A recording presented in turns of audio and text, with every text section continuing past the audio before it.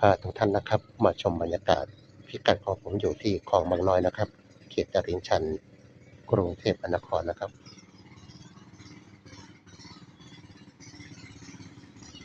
เป็นเรือขายของนะครับ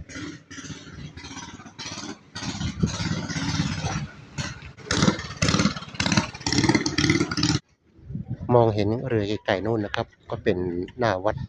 ตลาดน้ำวัดสะพานนะครับเป็นเรือนักท่องเที่ยวนะครับมาเที่ยววัดสะพานวันนี้ก็เป็นวันเสาร์เนาะ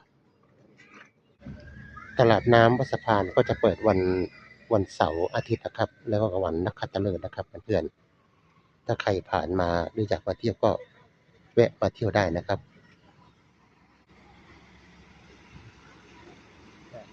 บ๊ายบายบ๊ายบายครับ